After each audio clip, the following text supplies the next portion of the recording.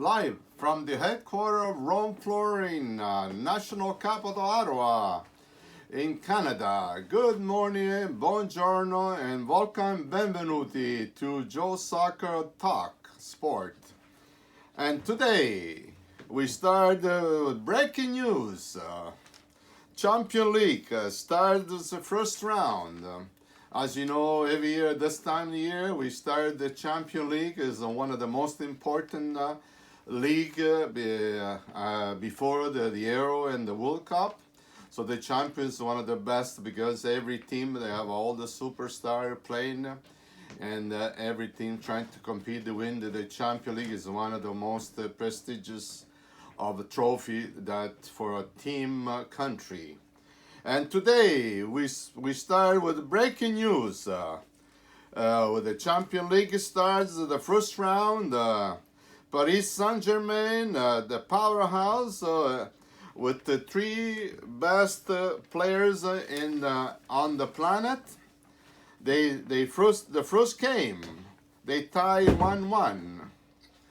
And with the small country team, and like I said in the past, that superstar doesn't make a super team.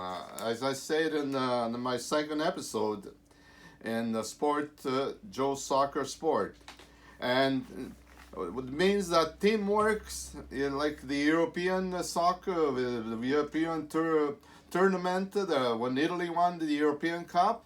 They had no superstar, like I said, and they won the whole champion, the whole Europe Cup. So, yeah, that tells you that sometimes having players put the 3-4 best players in the planet to play in the same team. Sometimes it doesn't work.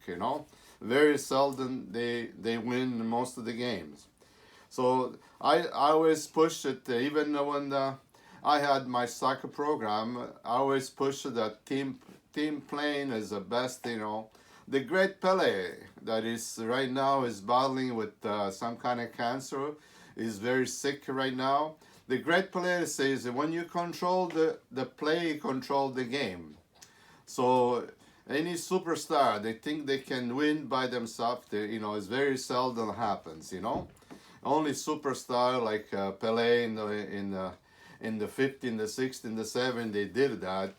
One person can make a difference, but besides those superstars, you have to have a good goalie, a good defense, and everything else. So this is what happened. But they started the Paris Saint-Germain. They tie, and they think they play together. So they always get better results. The same with Cristiano Ronaldo. Manchester United lost the first game against the young boys, and this is what it's all about. Cristiano Ronaldo is, they thought that the Manchester United, by acquiring him, they can win the Champions League this year, but I don't think so. I think that one player doesn't make the team to win. I always go for team playing, like the great player used to say. And now we have the Italian Serie A. I put the Italian anthem to make it more enjoyable. Now the Italian Serie A, the Champions League, there were 4 teams before about the Serie A. The Champions League, the Juventus is the only team that won, 3-0. We have Atalanta, they tie, and then Milan and Inter, they play a great game, but at the end they lost the game. One was 3-2, the other one 2-1. So this is very bad because the only Juventus that did it, and I have the beautiful hat here. Juventus here, wish you best luck with the champion because in the league tournament they don't do too well this year. Yeah, and like I said, the Serie A, today we have all the standing. The standing is Napoli, Roma, and Milan AC Milan, they're first in their division. They have 9 points on top of the standing of the Serie A. So, and then uh, and then we have Juventus, almost last in the standing. Juventus doing well in the champion this week, but they doing bad in the Serie A tournament. So it's Serie A season. So it's very not doing well because they didn't put the team together, and they, as you say, they lost Cristiano Ronaldo, but they have a good players. I think they're gonna catch up soon, and they're gonna be in they're competing for the Scudetto. But as you know, Juventus is the most winning team in Italian Championship since the start in 1900. I think they won so far 36 or 37 Italian championships. So I don't think they need another one. I think they need is the Champion League, trophy, because they didn't win since I think 1989 or 1991. So we wish all the best to Juventus, which is my team, but I'm gonna make a predictions this year. Napoli is going to win the Scudetto, the Italian Serie A, because they're due to win, because the last 2 seasons they're doing really well, and they have a very good team this year, and they playing together. Like I said, team playing and makes a good team. So good luck with Napoli. Even the volcano is going to be exploding if the Napoli is going to win. So good luck all the Napoli and all the Napoletani. They're fun. It's nice to see them winning since 1986 when Maradona won the last time the Italian championship. So it's nice to see that Napoli, they won the first 3 games, and today we have the week 4 of the Serie A. The Italian Serie A week 4 start today, and there are the most important matches today and tomorrow. They be Juventus Milan. Juventus AC Milan, and I predict that the Juventus is going to win this 2-1. They play in Turin, Milan against AC. Against Juventus, and then Juventus is going to win this one. That's my 3 predictions I'm going to do here every week. And then we have Udinese Napoli. And Napoli is going to win at least 1-0 to in Udine. The Napoli plays against Udine in Udine.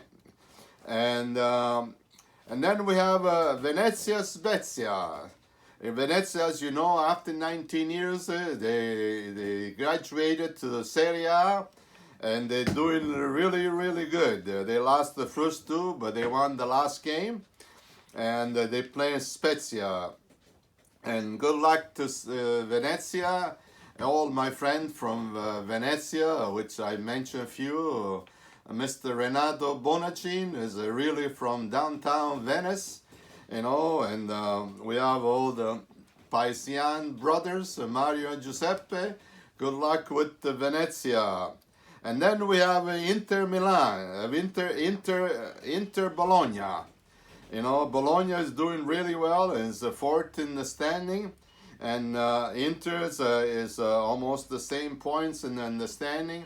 So this is and I give Inter the edge in this one. Inter is going to win the 2-0 against the Bologna, and this is all the Serie A, which is looks like there's going to be a big season for the Serie A.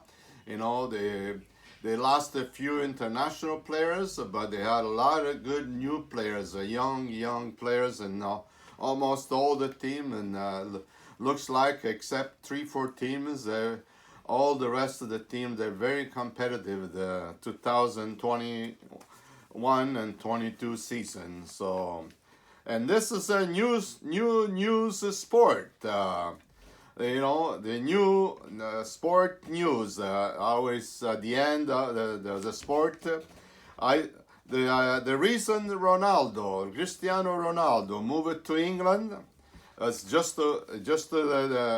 was on the papers all week last week. The reason the Ronaldo moved to England and Manchester United to make more money.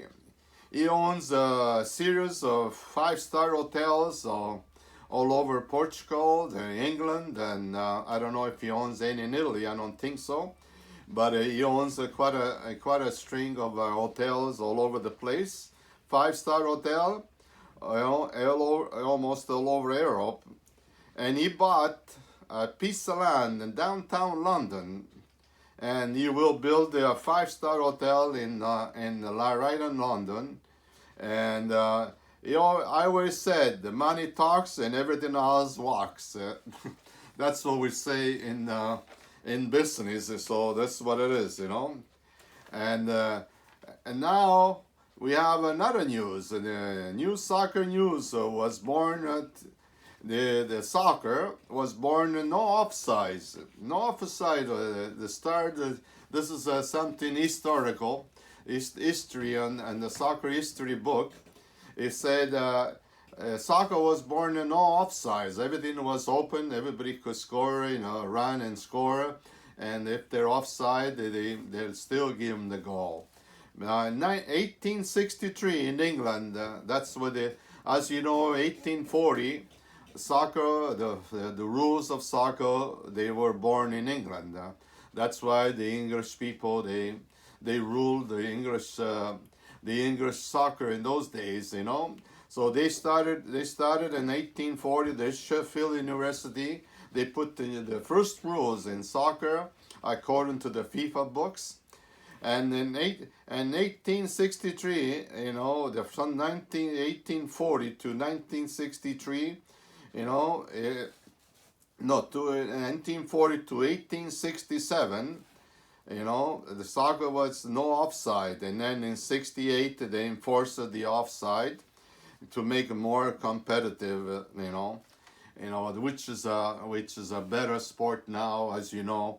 Because I referee soccer, mainly for about 10, 11 years, and I thought it makes a big difference, a big difference when there's a lot of soccer players. They're very fast.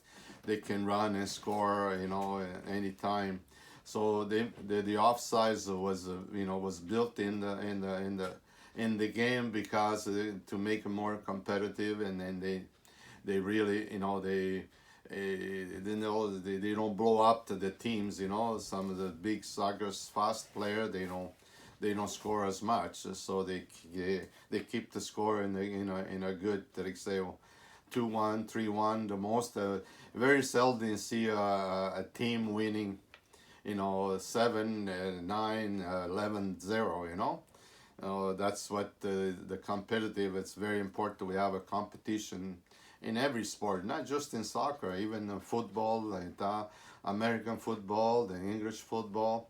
It's good to have a competitive sport in everything, And now for one of the last news here, we have local. My grandson, his name is after me, is Joe Cama.